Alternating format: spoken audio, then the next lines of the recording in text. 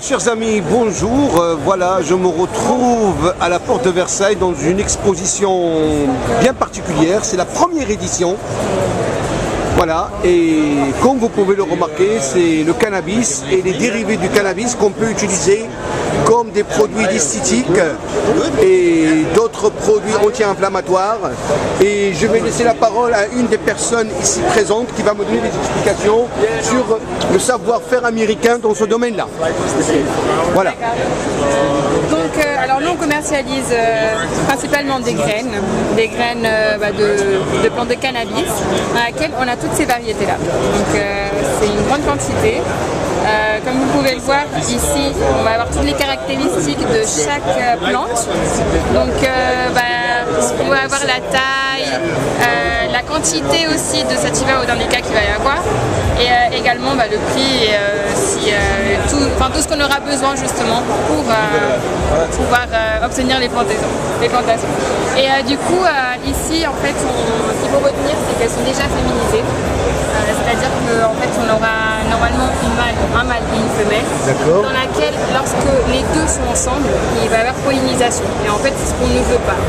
Pourquoi ? Parce que lorsque ça pollinise, le produit n'est pas adéquat justement pour sa consommation.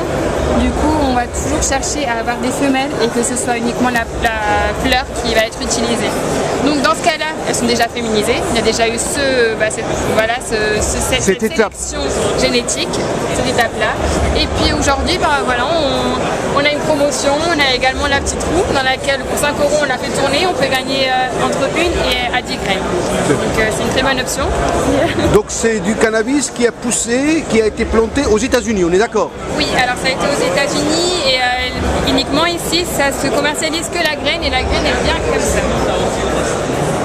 C'est comme ça, c'est tout petit. Et ça se consomme comme...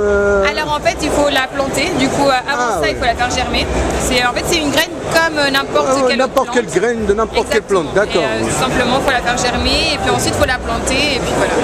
D'accord. Donc c'est des graines américaines. Exactement. Mais il faut reconnaître qu'il n'y a que d'autres pays comme le Liban, l'Afghanistan, le Maroc. Après, en fait, ça dépend. Parce que là, par exemple, on a toutes celles-ci. Et ça, c'est celle que la marque elle propose. Du coup, c'est ce que l'entreprise est là. Et en fait, tout dépend si c'est sativa ou indica. Ce sont vraiment les espèces qu'il y a justement de plantes. Donc, il y en a qui forcément sont plus d'un endroit humide, qui vont résister à l'humidité, qui n'ont pas autant besoin de lumière ou de certaines conditions climatiques, tandis que d'autres, elles vont être vraiment de climat aride, etc. Et en fait, là, dans ce cas-là, ce sont des hybrides, c'est-à-dire c'est des mélanges des deux. Donc forcément, en ce moment, ça vient des États-Unis, parce que c'est là-bas où ça a été modifié génétiquement, où ils les ont croisés, où ils ont tout fait. Mais il faut savoir qu'il y a des pays qui vont le faire, etc. Mais dans ce cas-là, c'est déjà modifié génétiquement et ça a été depuis les États-Unis. Et c'est quoi le pays qui a la qualité meilleure? Est-ce que vous pouvez nous citer je ne pourrais pas trop vous dire, ça dépend vraiment des besoins qu'on a et de tout ce qu'on veut. Après, du pourcentage de CBD ou de THC, en fait, tout dépend. Tout dépend réellement de type de plante parce qu'il y en a énormément. En fait, il y a beaucoup de plantes, donc ça va dépendre du type. Et je vois que vous avez plusieurs trophées, ça veut dire que vous avez participé à l'échelle mondiale à plusieurs compétitions. Oui, et vous étiez sûrement classé la meilleure, voire la médaille d'or. Exactement. Et du coup, en fait, ça c'est sur les autofloraisons, c'est-à-dire en fait ces plantes-là, elles ont une caractéristique dans laquelle elles vont autofleurir, c'est-à-dire qu'elles n'auront pas besoin de mâles pour fleurir. Et en même temps, ça ne va pas dépendre des conditions climatiques, donc ça va être encore mieux parce que parfois, justement, il y en a des plantes qui auront besoin d'une certaine quantité de lumière, une certaine quantité de pourcentage d'humidité, et dans ce cas-là, il n'y en aura pas besoin, ou du moins, elles peuvent s'en passer et elles peuvent fleurir quand même.